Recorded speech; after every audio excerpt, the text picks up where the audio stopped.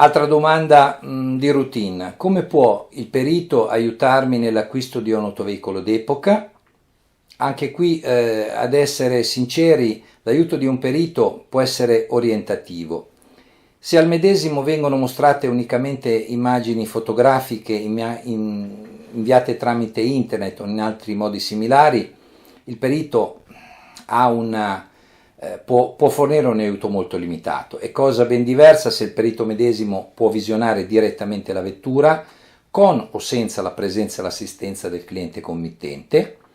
Nel primo caso, quindi quando al perito vengono mostrate solo delle immagini, sarà, ripeto, un aiuto molto limitato e molto teorico. Si tratterà solamente di fornire un parere in base alla documentazione fotografica a lui inviata, cosa che io sconsiglio caldamente. Nel secondo caso si potranno fare tutte le verifiche tangibili del caso. Ecco, a volte mi si chiede anche: come posso recuperare la documentazione originale di un veicolo che ho acquistato o che sto per acquistare, se mancante in parte o in toto? Ed eventualmente come posso e dove posso trovare ricambi originali se alla vettura mancasse qualche particolare di fondamentale o anche di marginale importanza, ma comunque una cosa che si desidera acquistare per completare la vettura.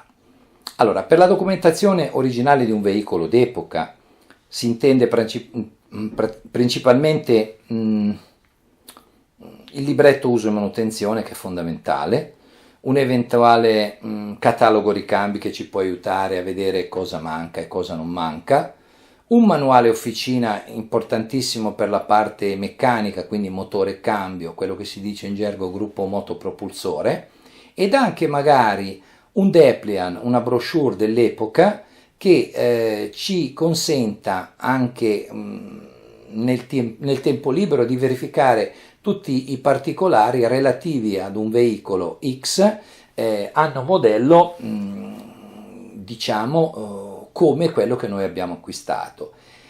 Per quanto riguarda la documentazione tecnica, quindi libretti uso e manutenzione, cataloghi ricambio, manuali officina, dépliant, io stesso ho una discreta disponibilità, soprattutto di veicoli del periodo post bellico, quindi dal 46 a chiusura all'Isteasi, però ho anche molti colleghi con i quali ci scambiamo delle cortesie, quindi possiamo aiutare sicuramente molte persone a terminare la loro ricerca. Per quanto riguarda i ricambi, anche lì nel mondo del collezionismo amatoriale di auto e moto d'epoca vi sono proprio moltissimi specialisti, diciamo marca per marca oppure per tipologia di ricambi, per esempio tappezzieri, cromatori, ovviamente carrozzieri, officine, eccetera eccetera. Quindi non bisogna assolutamente scoraggiarsi quando magari si è acquistato un'auto d'epoca. Se manca qualcosa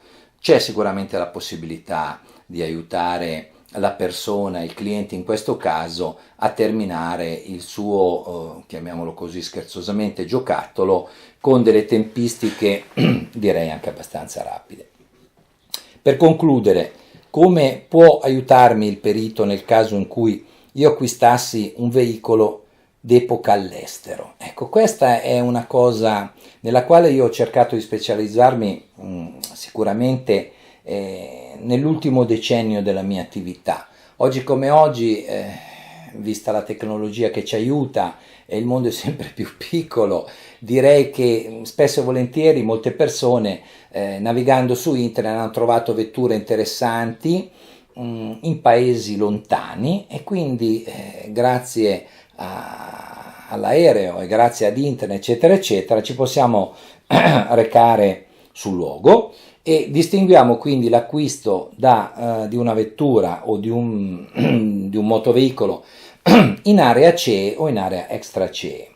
Per l'area CE si fa molto prima e la documentazione necessaria poi per poter importare il nostro veicolo e immatricolarlo in Italia è molto più rapida. Dovendo però, senza scoraggiarsi, acquistare un veicolo per esempio in Sud America, dobbiamo poi chiaramente importarlo e nazionalizzarlo. Quindi io sono anche perito delle dogane, posso sicuramente aiutare il cliente che poi dovrà tramite uno spedizioniere importare il mezzo a preparare un'idonea documentazione, perché chiaramente la dogana, l'agenzia delle dogane deve poi avere una relazione con una perizia accompagnatoria in tale da poter verificare la congruità, quindi la correttezza dell'importazione ed il corretto valore di stima che vorranno chiaramente verificare.